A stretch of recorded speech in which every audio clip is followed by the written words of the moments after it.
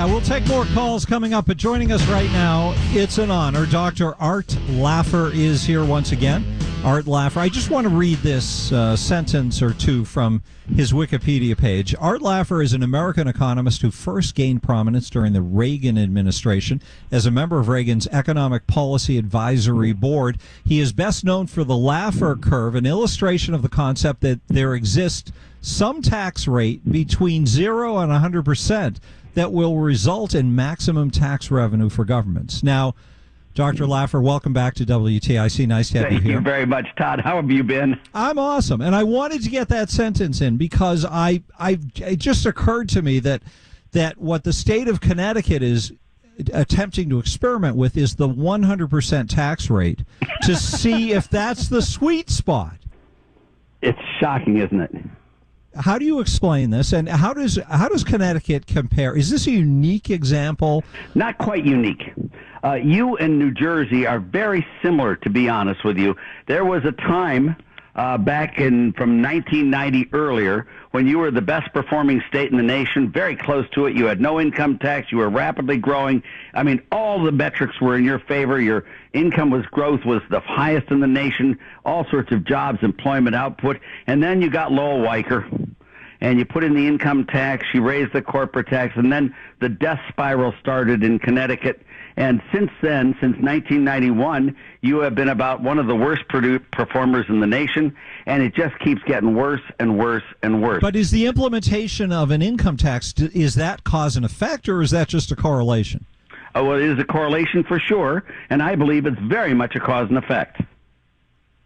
Every single state that has introduced an income tax, there are 11 of them, since 1960, has declined relative to the rest of the nation.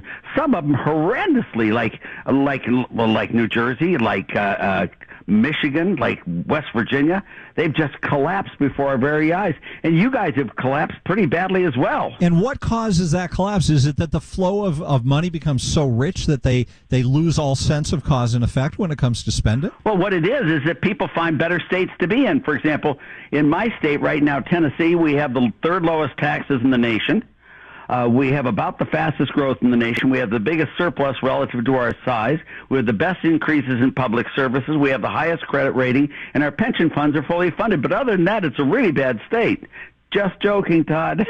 But that's the truth. So what you guys have become is addicted to government spending, and especially entitlement spending.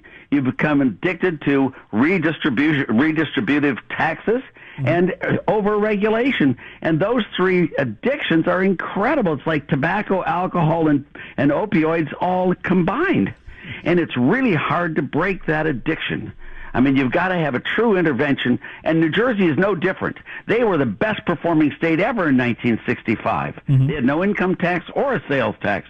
Now look at them. It's a catastrophe. Well, the trouble is, as you know, once that flow of money gets divvied up to all the appropriate people and agencies and entities, that all those special interests make it impossible to undo what's been done. Exactly. What you've got is you've got in your legislature, you've got bartenders and alcohol distributors.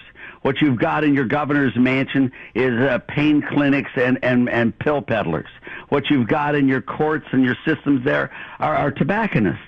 All of them are enablers and trying to keep you hooked on the addictions that are literally killing you. So the only way in your state, it's tragic. The only way to not become a big government junkie is to never create the mechanisms that make big government possible. That's the easiest way. I mean, if I told you two people had to not smoke for the next 3 months. One of them is a 3-pack-a-day smoker, and the other one's never smoked a cigarette.